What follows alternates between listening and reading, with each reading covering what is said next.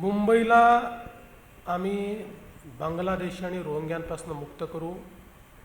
मी तुम्हाला सांगतो, गेल्या एका वर्षामध्ये हायेस्ट नंबर बांगलादेशी या मुंबईत शोधून काढले आहेत, ते डिपोर्ट केलेले आहेत आणि आता हे सुरूच राहणार आहे.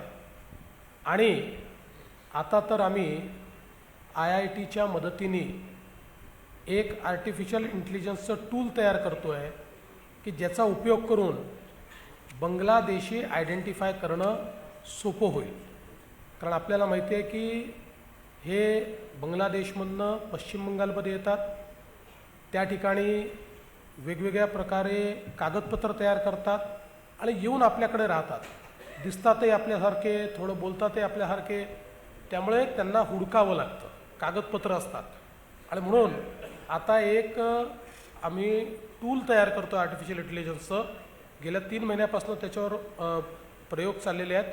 आत्तापर्यंत 60% रिलायबिलिटीवर ते पोचलं आहे, पण पुढच्या 5 ते 6 महिन्यामध्ये 100% रिलायबिलिटीवर पोचेल आणि त्यातनं मग बांगलादेशी शोधून काढणं हे अत्यंत सोपं जाईल. 100% मुंबईतले बांगलादेशी आणि रोहिंगे शोधून काढून त्यांना डिपोर्ट करण्याचं काम आम्ही करणार आहोत.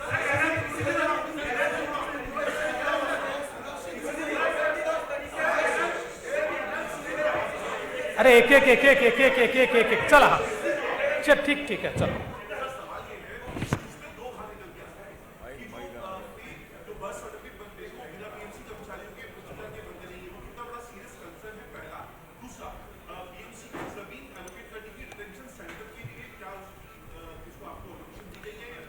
देखिए, पहला तो यह है कि फेक बर्थ सर्टिफिकेट का जो स्कैम हुआ है, जो हमारे किरीट सोमैया जी ने बाहर निकाला है, अब उसको तो पूरे तरीके से हम लोगों ने बाहर निकालकर जिन पर कार्रवाई करनी है वो कार्रवाई कर दी है.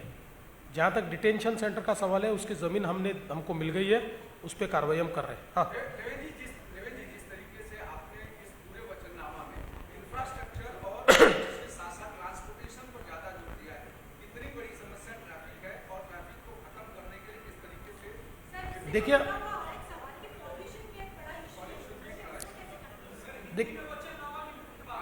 देखिए मूल रूप से मुंबई करों की जो समस्याएं हैं, उनमें घरों की समस्या ये महत्वपूर्ण है. इसमें हम लोग रीडेवलपमेंट के माध्यम से, SRA के माध्यम से, सेल्फ रीडेवलपमेंट के माध्यम से, म्हाड़ा के माध्यम से बहुत बड़े पैमाने पर अफोर्डेबल हाउसिंग तैयार कर रहे हैं. SRA में गरीबों को मुफ्त में घर दे रहे हैं, रीडेवलपमेंट में बड़ा घर लोगों को मुफ्त में दे रहे हैं और इसके माध्यम से घरों की समस्याओं को हम दूर कर रहे हैं. उसके साथ साथ मुंबई में ट्रांसपोर्टेशन ये बहुत महत्वपूर्ण मुद्दा होता है. इसमें मेट्रो करीब 437 किलोमीटर का नेटवर्क हम लोग तैयार कर रहे हैं.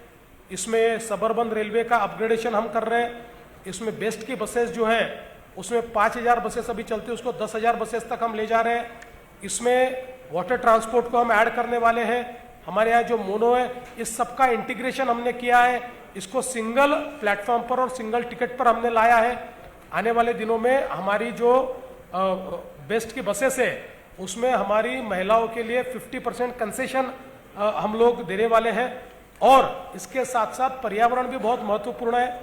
मुंबई में 100% जो लिक्विड वेस्ट है, उसको ट्रीट करके ही, साफ करके ही पानी समुद्र में जाए, इसकी व्यवस्था हमने की है. यहाँ पर जो लीगेसी वेस्ट है, उसको डंप न करते हुए उसको हम वेल्थ में कन्वर्ट कर रहे हैं. कचरे से बिजली का निर्माण हम लोग करने वाले हैं. और एक हमने सर्कुलर इकोनॉमी का प्लान तैयार किया है.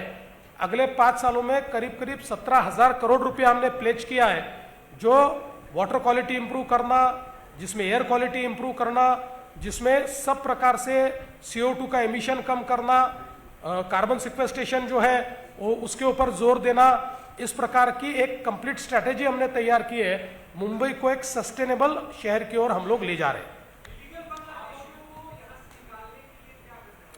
देखिए, जो इलीगल बांग्लादेशी है, उनको पिछले 1 साल में बहुत बड़े पैमाने पर निकाला गया है.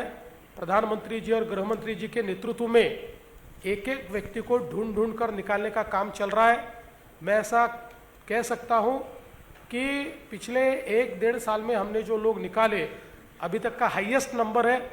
लेकिन अब हम लोगों ने ये प्रयास शुरू किया है कि हम एक आर्टिफिशियल इंटेलिजेंस का टूल तैयार कर रहे हैं, जिसके माध्यम से जो इलीगल बांग्लादेशी या रोहिंग्या है इनको डिटेक्ट करना ये आसान जाएगा। इनको डिटेक्ट करेंगे और इनको डिपोर्ट करेंगे।